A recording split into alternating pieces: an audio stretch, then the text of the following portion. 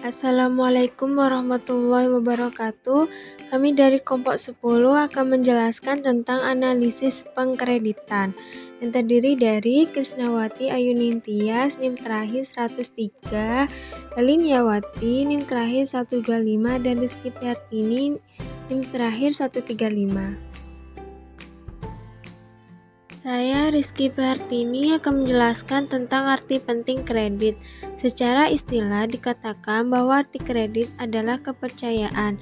Dalam bahasa Latin disebut credere, artinya kepercayaan pihak bank atau kreditur kepada nasabah atau debitur, di mana bank percaya nasabah pasti akan mengembalikan pinjamannya sesuai kesepakatan yang telah dibuat.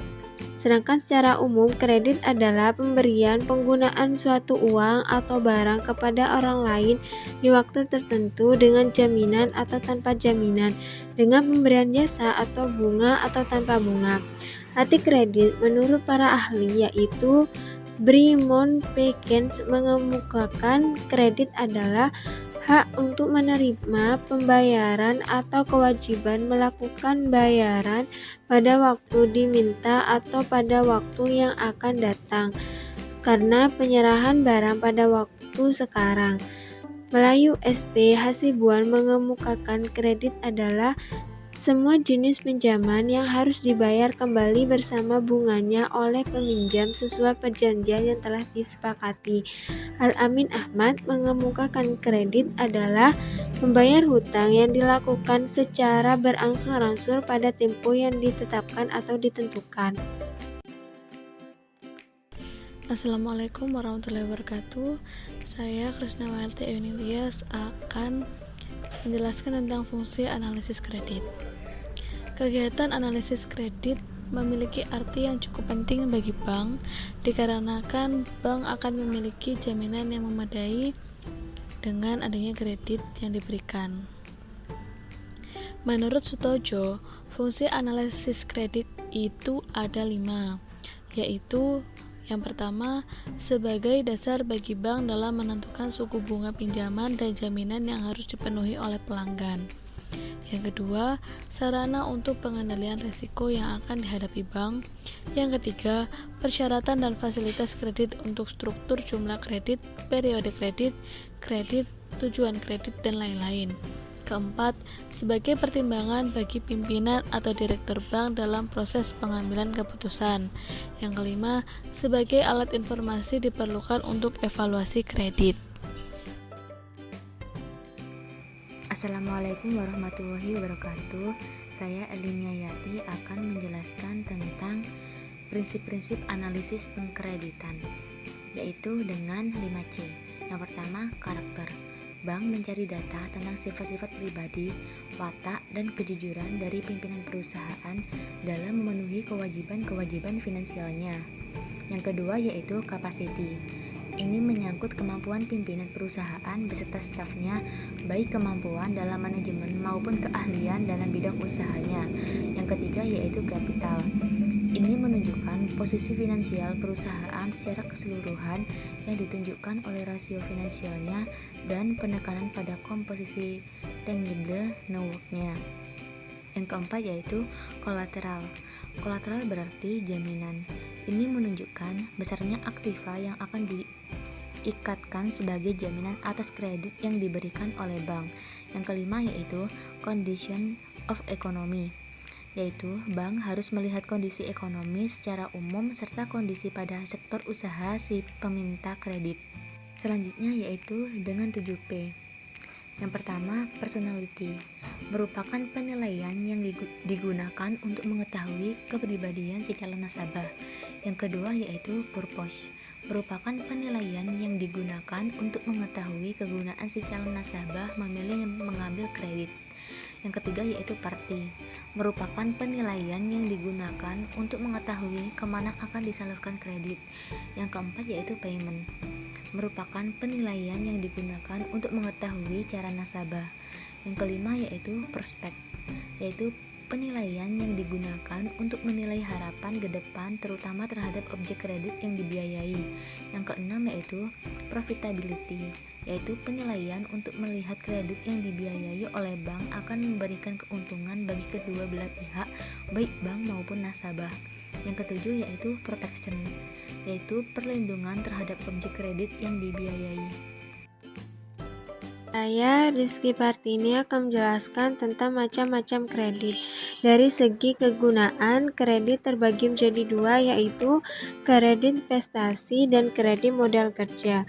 Kredit investasi merupakan kredit yang diberikan untuk keperluan investasi, misalkan membangun pabrik, rumah, pembelian mesin. Kredit investasi ini biasanya diberikan untuk jangka waktu panjang. Kredit modal kerja merupakan kredit yang diberikan untuk keperluan modal kerja, misalnya untuk membeli bahan baku dan pembayaran gaji. Kredit modal kerja diberikan dalam waktu yang relatif pendek. Dari segi tujuan, kredit terbagi menjadi tiga, yaitu kredit produktif, kredit konsumtif, dan kredit perdagangan. Kredit produktif merupakan kredit yang diberikan untuk menghasilkan sesuatu atau proses produksi baik barang maupun jasa. Misalkan kredit diberikan untuk industri pabrik, pertanian, dan peternakan. Kredit konsumtif merupakan kredit yang diberikan untuk digunakan secara pribadi atau dipakai konsumsi sendiri, misalnya membeli rumah. Yang ketiga, kredit perdagangan merupakan kredit yang diberikan kepada para pedagang. Para pedagang membeli barang yang kemudian barang tersebut dijual kembali. Dari segi jangka waktu, yang pertama, kredit jangka pendek merupakan kredit yang memiliki jangka waktu maksimal 1 tahun atau kurang dari 1 tahun. Yang kedua, kredit jangka menengah merupakan kredit yang memiliki jangka waktu 1-3 tahun, namun ada bank mengklarifikasikan kredit ini menjadi kredit jangka panjang. Yang ketiga, kredit jangka panjang merupakan kredit yang memiliki jangka waktu lebih dari 1 tahun atau 3 tahun. Dari segi jaminan, yang pertama, kredit dengan jaminan merupakan kredit yang syarat untuk memperolehnya harus memiliki jaminan tertentu, baik harta bergerak, tidak bergerak, ataupun jaminan lainnya. Yang kedua, kredit tanpa jaminan merupakan kredit yang diberikan tanpa jaminan apapun secara real, namun sebenarnya meskipun tidak ada jaminan, dalam praktiknya ada jaminan kemampuan membayar dari nasabah, misalnya pegawai tetap yang memiliki penghasilan tertentu. Dari segi sektor usaha, yang pertama, kredit sektor pertanian merupakan kredit yang diberikan kepada para petani, baik tanaman jangka pendek maupun jangka panjang. Yang kedua, kredit sektor industri merupakan kredit yang diberikan kepada industri, baik industri kecil, menengah, dan besar. Yang ketiga, kredit sektor perumahan merupakan kredit yang diberikan untuk kepemilikan rumah. Yang keempat, kredit sektor profesi merupakan kredit yang diberikan kepada profesional seperti dokter, pengacara, dan dosen. Yang kelima, kredit sektor pertambangan merupakan kredit yang diberikan untuk pengusaha yang bergerak dalam bidang pertambangan seperti emas dan batu bara. Selanjutnya, saya Krisnawati Yonentias akan menjelaskan tentang perhitungan kebutuhan kredit. Ada beberapa nasabah yang mengajukan kredit dengan jumlah tertentu yang tidak sesuai dengan kebutuhan sebenarnya. Tapi tak jarang pula bank menolak memberikan jumlah yang diinginkan oleh nasabah dengan alasan memang jumlah yang dibutuhkan melebihi dari yang diminta. Oleh karena itu, persetujuan suatu kredit termasuk jumlah kredit yang dibutuhkan ditentukan oleh perbankan. Dalam hal memutuskan kredit, pihak perbankan memerlukan suatu perhitungan agar kebutuhan yang diinginkan sesuai dengan kebutuhan yang sesungguhnya. Ada beberapa alasan mengapa penilaian kebutuhan diperlukan untuk suatu kredit, yaitu sebagai berikut. Yang pertama, agar jumlah yang diberikan sesuai dengan kebutuhan, karena jika berlebihan justru akan menjadi beban bagi nasabah karena bank takut kelebihan uang tersebut digunakan untuk hal-hal yang tidak diinginkan sehingga menjadi beban nasabah dalam membayar angsurannya. Yang kedua, jika jumlah yang diberikan kurang, nasabah akan mengalami kesulitan melakukan kegiatannya. Sementara, jika mengajukan kredit baru, tentunya memerlukan waktu dan biaya. Yang ketiga, kebutuhan kredit disesuaikan dengan kemampuan nasabah untuk membayar angsuran atau prospek usaha, karena jika tidak mampu, akan mengakibatkan kredit tersebut berpotensi macet.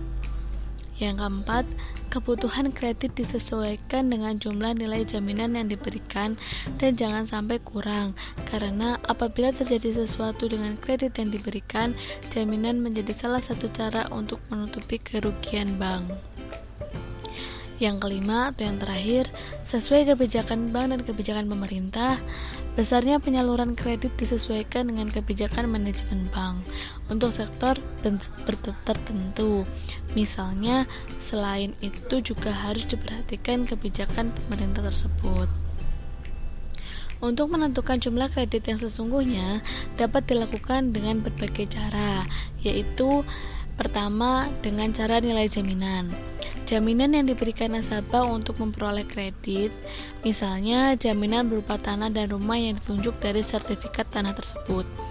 Pihak dapat menghitung nilai rumah tersebut dari NJOP, kemudian bank akan memberikan sekian persen dari harta tanah. Misalnya 50% dari nilai jual rumah, begitu pula jika yang dijaminkan kendaraan bermotor, tergantung kondisi motor, tahun pembuatan atau pemakaian. Bank dapat menghitung dari nilai jual, baru kemudian ditentukan persentase jumlah kredit yang dibutuhkan, tapi kembali lagi semua itu tergantung dari kebijakan bank yang bersangkutan. Yang kedua adalah penghasilan nasabah atau gaji.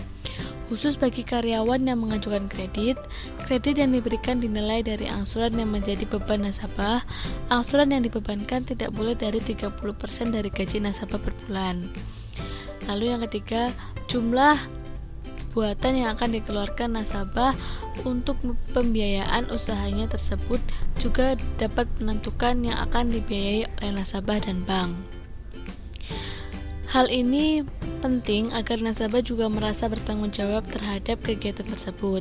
Nasabah juga akan termotivasi untuk mengerjakan secara sungguh-sungguh karena ada uang yang ikut tertanam dalam kegiatan serta untuk mengembalikan modal bank.